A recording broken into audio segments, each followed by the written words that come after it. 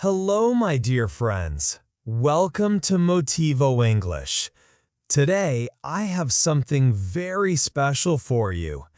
You're going to hear a story that is unique, magical, and easy to understand. But this is not just for fun. Through this story, you will learn English naturally, with real sentences, real grammar, and real emotions. And trust me, this is not an ordinary story. Imagine a place where time has stopped, people live the same day again and again, and only one boy can break the curse. Are you curious? Do you want to find out what happens?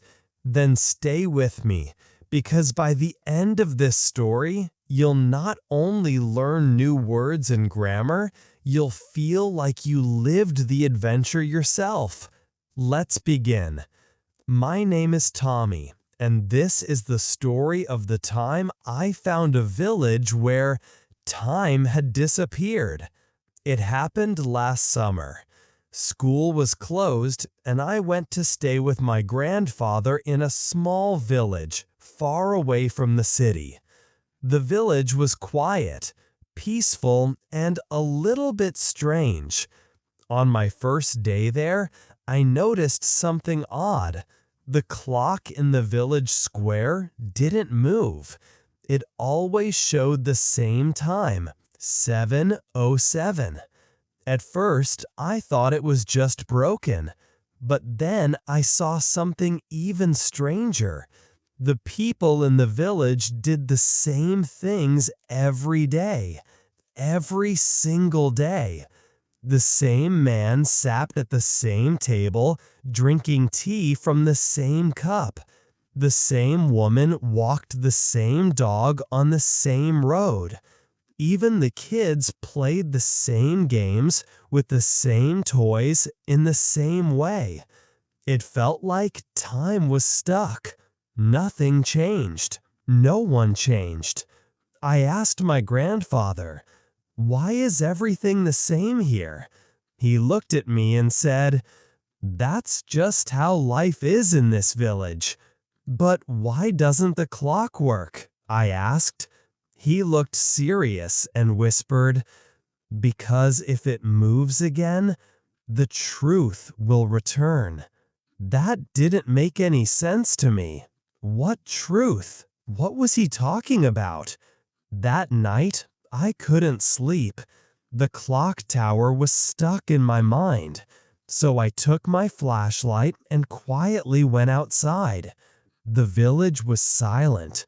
The moon was high, and the stars were shining. I walked slowly toward the clock tower. The door was old and made of wood. I pushed it open. Creak. Inside, it was dark and full of dust. I saw the big clock machine and a small golden key hanging from a nail. I don't know why, but I took the key. Then I saw a little hole in the side of the machine. I slowly put the key in and turned it. Tick, tock, tick, tock. The clock started moving again. Suddenly, the ground shook a little. I ran outside. The hands of the clock were spinning fast, like time was catching up. People started coming out of their houses, looking confused. One man said, "Where am I?" A woman said, I remember now. I had a sister. I had dreams." Children looked around with wide eyes, as if they were waking up from a long sleep. My grandfather came to me. He looked different, younger, happier. "You did it," he said. "You brought back time." I asked, "What really happened here?"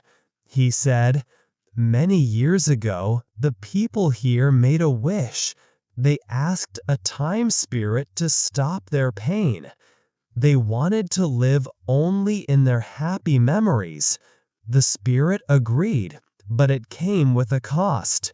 The cost was their future. They forgot how to grow, how to change, how to feel. They were stuck forever in a loop. But you were curious. You asked questions. That broke the spell. As the sun rose, I saw real light touch the village for the first time. People began to laugh, but in new ways. They cried, but with real feelings. They hugged each other. They remembered who they were.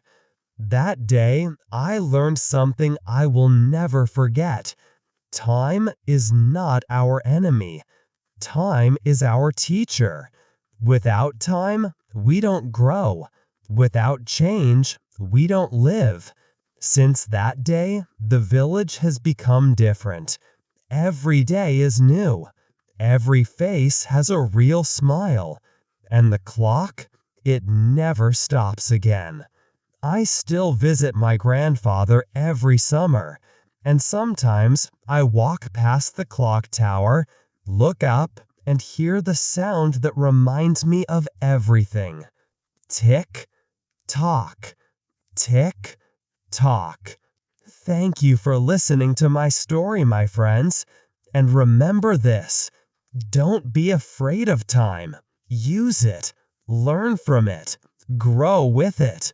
And of course, keep listening to Motivo English, because every story is a chance to learn.